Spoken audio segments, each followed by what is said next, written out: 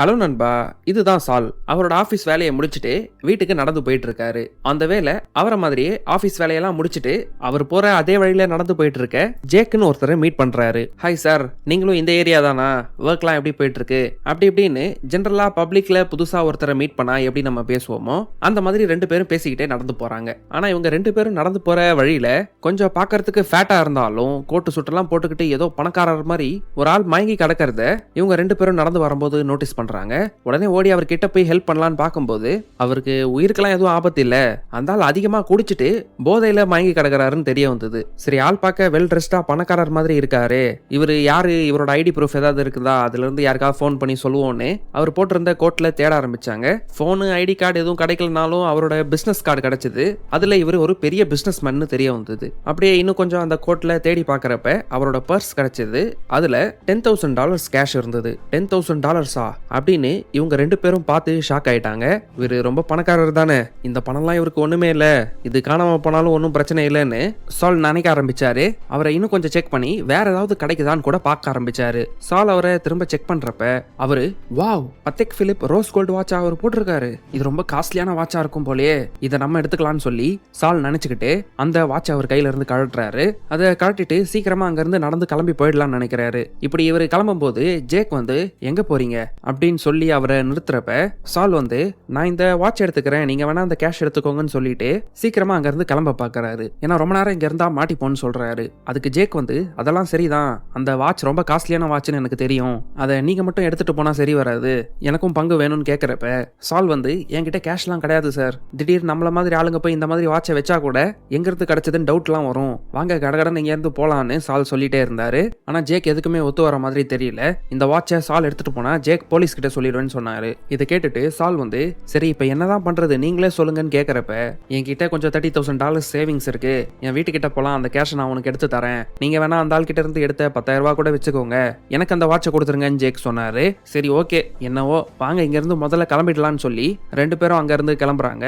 இவங்க நடந்து போகும்போது ஜேக் வந்து அப்பா, எப்படியும் அந்த வாட்சோட விலை $100,000 மேல இருக்கும், நமக்கு வெறும் $30,000 கிடைக்க போகுதுன்னு ரொம்ப சந்தோஷமா போனாரு. அந்த பணத்தை கொடுத்து அந்த வாட்சையும் வாங்கிக்கிட்டாரு. இதை கேட்கறப்ப ரெண்டு பேரும் ஒரு சாதாரண எம்ப்ளாயியா இருந்தாலும் அவங்க தப்பே பண்ணியிருந்தாலும் அவங்களுக்கு அடிச்சது சூப்பரான லக்கு தான்னு நீங்க நினைக்கலாம். ஆனா ஆக்சுவலா அந்த சால் வந்து ஒரு கான் ஆர்டிஸ்ட். கான் ஆர்டிஸ்ட்னா என்னன்னு தெரியாதவங்களுக்கு சொல்றேன். இப்ப நீங்க கேட்ட ஸ்டோரியில இருக்கிற மாதிரி சிச்சுவேஷன்ஸை உருவாக்கி மக்களை ஏமாத்தி சம்பாதிக்கிறவங்கள தான் நம்ம கான் ஆர்டிஸ்ட்னு சொல்லுவோம். ஏன்னா ஆக்சுவலா அங்க என்ன நடந்ததுன்னா, அங்க பெரிய பிசினஸ்மேன் வாங்கி கடந்த மாதிரி இருந்தா இருப்பாருங்க, அது சாலோட ஃப்ரெண்டு தான்.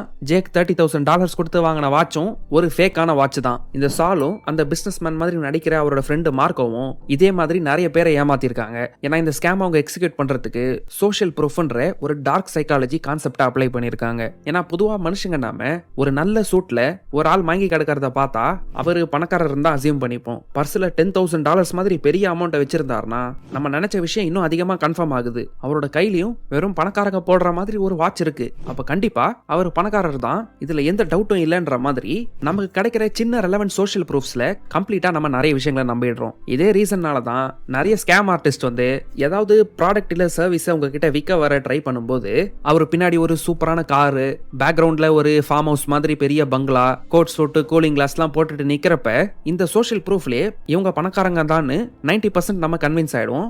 ஏன்னா நம்ம பிரெயின் வந்து அதிகமா யோசிக்காம இந்த மாதிரி மெட்டீரியலிஸ்டிக் திங்ஸ் எல்லாம் பார்த்தா பணக்காரங்க தான் சைக்காலஜிக்கலா ஒரு ஷார்ட் கட்டை கிரியேட் பண்ணி வச்சிருக்கு. இந்த ஷார்ட் கட் தான் நமக்கு ஒரே ப்ராப்ளமா இருக்கு. ஏன்னா நமக்கு காஸ்ட்லியா கண்ணுக்கு தெரியற லக்ஸரியஸ் ஐட்டம்ஸ் எல்லாமே வேற யாரோ ஒருத்தரோட ப்ராப்பர்ட்டியா இருக்கலாம், இவங்க ரெண்டலுக்கு வாங்கி இருக்கலாம், ப்ரொமோஷனுக்கு யூஸ் பண்ணியிருக்கலாம், ஏன் அந்த வாட்ச் மாதிரி டூப்ளிகேட்டா கூட இருக்கலாம்னு நம்ம யோசிச்சே பார்க்க மாட்டோம். ஏன் எல்லா விஷயங்களுமே கடன்ல இருந்து ஆக்சுவலா அவங்க நெகட்டிவ் நெட்வொர்த்தோட இருக்கலாம்னு கூட நினைக்க மாட்டோம். ஸோ கண்ணுக்கு தெரியுற சோஷியல் ப்ரூஃபை வச்சு டெசிஷன்ஸ் எடுக்காம எல்லா பாசிபிலிட்டிஸையும் யோசிச்சு டெசிஷன்ஸ் எடுங்க. ஏன்னா நிறைய நேரங்களில் வெளியில இருந்து பார்க்குற சோஷியல் ப்ரூஃப் வந்து நம்மளை மிஸ்டைரக்ட் பண்றதுக்கு நிறைய சான்ஸ் இருக்கு. இப்போ எப்படி நம்ம சோஷியல் ப்ரூஃப் ஒரு டார்க் சைக்காலஜி கான்செப்ட்னு பார்த்தோமோ அதே மாதிரி எக்கச்சக்கமான கான்செப்ட்ஸை யூஸ் பண்ணி மனுஷங்களா நம்மளோட டெய்லி லைஃப்ல நம்மள நிறைய மனிபுலேட் பண்ணுவாங்க. அவங்க ஆசைப்படுற விதத்துல கண்ட்ரோல் பண்ண பார்ப்பாங்க. ஸோ இதே மாதிரி இன்னும் சில டார்க் சைக்காலஜி கான்செப்ட்ஸை இப்ப பாப்போம், இதை நீங்க மத்தவங்களை மேனிபுலேட் பண்றதுக்கு யூஸ் பண்றீங்களோ இல்லையோ, நீங்க மேனிபுலேட் ஆகாம இருக்கிறதுக்கு தெரிஞ்சு வச்சுக்கிறது உங்களுக்கு ரொம்ப யூஸ்ஃபுல்லா இருக்கும். ஸோ வாங்க இன்னும் சில டார்க் சைக்காலஜி கான்செப்ட்ஸை பத்தி இப்ப தெரிஞ்சுக்கலாம். Number 2, fear mongering. நீங்க இந்தியாவில் ஒரு பாயிண்ட் ஆஃப் டைம்ல டிவி அட்வர்டைஸ்மெண்ட்ஸ்லாம் நோட்டீஸ் பண்ணியிருந்தீங்கன்னா இந்த லிஸ்டின்ன்ற மவுத் வாஷோட ஆடை பார்த்துருப்பீங்க. 1990ஸ்ல இந்த ப்ராடக்ட்டை ஃபர்ஸ்ட் R&D பண்ணி ரிசர்ச் ஒர்க்லாம் பண்ணி ரெடி பண்றப்ப அதோட கிரியேட்டர்ஸ் வந்து ரொம்ப சந்தோஷமா இருந்தாங்க. ஏன்னா அவங்க ஒரு சூப்பரான ப்ராடக்ட்டை ரெடி பண்ணியிருக்கிறதா அவங்க கான்ஃபிடென்ட்டா இருந்தாங்க. ஏன்னா அவங்க கிரியேட் பண்ண ப்ராடக்ட் வந்து ஒரு மவுத் வாஷா மட்டும் இல்லாம ஆன்டிசெப்டிக்கா, ஃப்ளோர் கிளீனரா, டியோட்ரண்டா, ஹேர் ப்ராடக்டா, இந்த மாதிரி மல்டி பர்பஸ்க்கு யூஸ் பண்ணலாம்னு சொல்லியிருந்தாங்க. ஆனா இதோட மல்டிபிள் யூசஸ் சொல்லி உங்க மார்க்கெட்டிங் பண்ணி லான்ச் பண்ணும்போது உண்மையில அந்த ப்ராடக்ட்டுக்கு அவ்வளோ யூஸ் இருந்தாலும் அது அவங்க எதிர்பார்த்த அளவுக்கு விற்கவே இல்லை. இப்போ அவங்க ரொம்ப சோகமாயிட்டாங்க. சே, இவ்வளோ சூப்பரான ப்ராடக்ட் ரெடி பண்ணியிருக்கோமே, இது ஏன் அந்த அளவுக்கு சேல்ஸே ஆக மாட்டேங்குதுன்னு அவங்க யோசிச்சுட்டு இருந்த நேரத்தில் சரி, நம்ம ப்ராடக்டோட மல்டிபிள் ஃபீச்சர்ஸை சொல்லி நம்ம ஆட் ப்ரொமோஷன் பண்ணாம நம்மளோட மார்க்கெட்டிங் ஆங்கிள் மாற்றுவோன்னு ஒரு வியாதியை பற்றி மக்களுக்கு அவேர்னஸை கொண்டு வர ஸ்டார்ட் பண்ணாங்க. அது வேற எதுவும் இல்லை, ஹாலிடோசிஸ். ஹாலிடோசிஸா அப்படின்னா என்னன்னு கேட்டிங்கன்னா, நம்ம வாயிலிருந்து பேட் ஸ்மெல் வரும் பாருங்க, அதை தான் மெடிக்கல் டேர்ம்ஸில் ஹாலிடோசிஸ்ன்னு சொல்லுவாங்க. ஹாலிடோசிஸ் இருக்கவங்க கிட்ட பேசுறதுக்கே யாரும் விரும்ப மாட்டாங்க, எல்லாரும் அவாய்ட் பண்ணிட்டு போவாங்க. பர்டிகுலராக நீங்கள் யாரையாவது அட்ராக்ட் பண்ண ட்ரை பண்ணுறீங்கன்னா அவங்க உங்ககிட்ட இருந்து ஓடியே போயிடுவாங்கன்ற மாதிரி ஃபியர் மாங்கரிங் ஆட்ஸை ஸ்ப்ரெட் பண்ண ஆரம்பிச்சாங்க. இந்த பிரச்சனைக்கு சொல்யூஷனா லிஸ்ட்ரினை ப்ரொமோட் பண்ண ஆரம்பிச்சாங்க. அதுல கொஞ்சம் உண்மைத்தன்மை இருந்ததுனால மக்களும் பயப்பட ஆரம்பிச்சு அந்த ப்ராடக்ட்டை வாங்கி யூஸ் பண்ண ஆரம்பிச்சாங்க.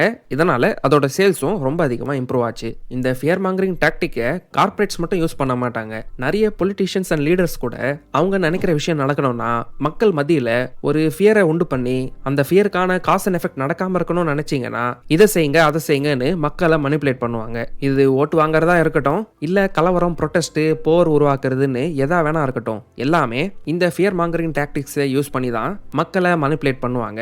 இப்போ இந்த உலகத்தில் நடந்துட்டு இருக்க நிறைய ஈவெண்ட்ஸ் அப்சர்வ் பண்ணி பார்த்தீங்கன்னா அந்த ஈவெண்ட்ஸ் நடக்கிற காரணம் எல்லாத்துக்குமே கொஞ்சமாவது ஃபியர் மாங்கரிங் ஒரு பார்ட்டா இருக்கும். மக்களா இந்த டார்க் சைக்காலஜிக்கல் கான்செப்ட்ஸை தெரிஞ்சுக்காத வரைக்கும் இந்த உலகத்தில் இருக்க பவர்ஃபுல் பீப்புள் இந்த டாக்டிக்ஸை யூஸ் பண்ணி நம்மளை ஏமாத்திக்கிட்டே தான் இருப்பாங்க. அவங்களுக்கு வேணுன்ற விஷயத்தை இன்டைரக்டா ஃபியர் மாங்கரிங்கை யூஸ் பண்ணி அச்சீவ் பண்ணிடுவாங்க. நம்பர் 3, கோ ஸ்லைட்லி ராங். சில நேரங்களில் நீங்க மற்றவங்க கிட்ட பேசும்போது அவங்க ஏதாவது விஷயத்தை உங்ககிட்ட அவ்வளோ ஈஸியாக ஷேர் பண்ண மாட்டாங்கன்னு நீங்க நினைக்கிறீங்கன்னா, அதாவது இன்கம், ஜாப் ஸ்விட்ச் பண்ணா எந்த கம்பெனிக்கு போறாங்க, இல்ல எந்த காலேஜ்ல அட்மிஷன் வாங்கியிருக்காங்கன்னு இந்த மாதிரி அடுத்தவங்களோட இன்டெல்ல நம்ம வாங்குறதுக்கு யூஸ்வலா டார்க் சைக்காலஜி கான்செப்ட்ல இந்த கோ ஸ்லைட்லி ராங் பிரின்சிபலை தான் யூஸ் பண்ணுவாங்க. ஏன்னா இப்போ நீங்க உங்க ஃப்ரெண்ட் வந்து எவ்வளவு மார்க் வாங்கியிருக்கான், இல்ல எந்த காலேஜ்ல சேர போறான், இல்ல அடுத்து எந்த ஜாபை ஸ்விட்ச் பண்ண போறான், இல்ல புது ஜாப்ல எந்த அளவுக்கு அவனுக்கு சேலரி இன்க்ரீஸ் கிடைக்குதுன்னு நீங்க தெரிஞ்சுக்கணும்னு நினைச்சீங்கன்னா அதை டைரக்டா கேட்கும்போது மோஸ்டா நீங்க அவ்வளவா க்ளோஸா இல்லைன்னா உங்களுக்கு ரெஸ்பான்ஸ் கிடைக்கவே கிடைக்காது. இல்ல டைரக்டா கேட்கறதுக்கு சம்டைம்ஸ் நீங்களும் ஆக்வர்டா ஃபீல் பண்ணுவீங்க. இந்த சிச்சுவேஷனை அவாய்ட் பண்றதுக்கு நீங்க என்னடா 90% வாங்கிட்டியா, சயின்ஸ் அண்ட் மேக்ஸ்ல நல்லா பண்ணுவே சென்டமா இப்படின்னு நீங்க கேட்கறப்ப அட போடா டேய் அவ்வளோலாம் வாங்கல 94 தான் வந்தது அப்படின்னு உண்மையான விஷயங்களை ரிவீல் பண்ணிடுவாங்க. நீங்க ஏனோ தானோ எடுக்கிற ரேண்டம் கெஸ்ஸஸை கரெக்ட் பண்ணணும்னு பார்ப்பாங்க.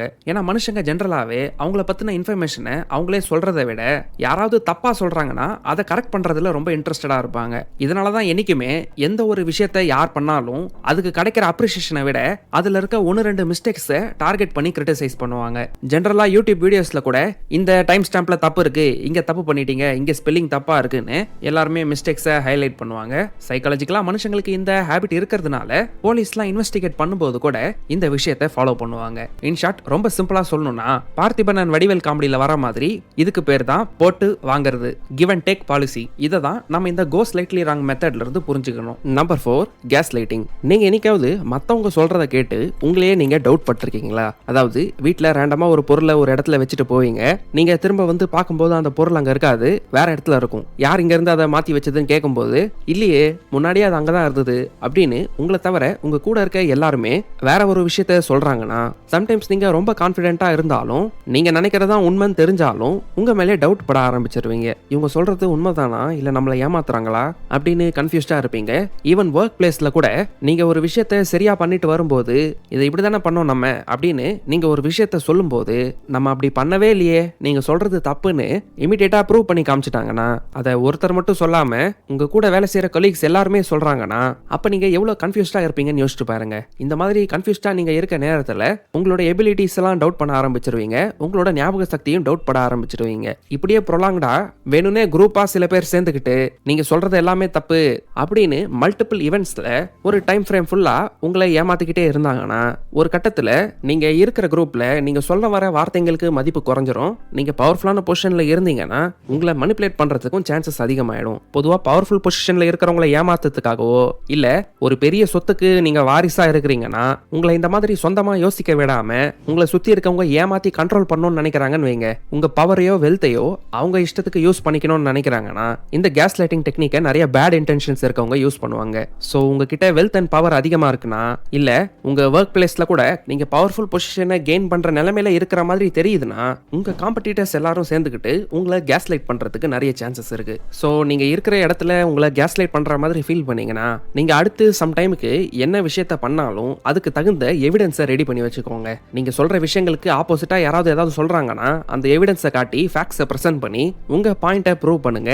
ஏன்னா அப்பதான் யாரும் உங்களை கேஸ் லைட் பண்ணி மனிபுலேட் பண்றதை நீங்க அவாய்ட் பண்ண முடியும். இந்த வீடியோல நாம ஈவென்ட்ஸ் அண்ட் சிச்சுவேஷன்ஸை உருவாக்கி நம்மளை ஏமாத்த ட்ரை பண்ற சோஷியல் ப்ரூஃபை பத்தி தெரிஞ்சுக்கிட்டோம். ஒரு பயத்தை உருவாக்கி அந்த பயத்துல இருந்து பெனிஃபிட் ஆகிற ஃபியர் மாங்கரிங் மெத்தடை பத்தி தெரிஞ்சுக்கிட்டோம். நம்ம பொதுவா ஷேர் பண்ணக்கூடாதுன்னு நினைக்கிற விஷயங்களை ஷேர் பண்ண வைக்கிறதுக்கு லைட்டா தப்பா கெஸ் பண்ணி ஸ்லைட்டா ராங்கா போகிற அதாவது போட்டு வாங்குற கோ ஸ்லைட்லி ராங் மெத்தடை பத்தி தெரிஞ்சுக்கிட்டோம். ஃபைனலா நம்ம மேல நமக்கே டவுட் கொண்டு வந்து ஏமாத்த ட்ரை பண்ற கேஸ் லைட்டிங் மெத்தடை பத்தியும் தெரிஞ்சுக்கிட்டோம். இந்த மாதிரி டார்க் சைக்காலஜிக்கல் கான்செப்ட்ஸ் இன்னும் அதிகமா இருக்கு. அந்த கான்செப்ட்ஸை பத்தி நீங்க தெரிஞ்சுக்கணும்னு நினைச்சீங்கன்னா இந்த வீடியோவை லைக் பண்ணிட்டு பார்ட் 2னு ஒரு கமெண்ட் போடுங்க. ஃபியூச்சர்ல இன்னொரு வீடியோல அதை பத்தி டிஸ்கஸ் பண்ணுவோம். இதெல்லாம் dark psychology by Amy Brown இந்த புக்ல இருந்தா படிச்சு சொல்லியிருக்கேன். இந்த புக்கை நீங்க படிச்சு பார்க்கணும்னு நினைச்சீங்கன்னா டிஸ்கிரிப்ஷன்ல இருக்க லிங்க்ல இருந்து வாங்கி படிச்சு பாருங்க. சேனல்ல இருக்க அதர் சைக்காலஜி ரிலேட்டட் வீடியோஸ் இங்க கிளிக் பண்ணி பாருங்க.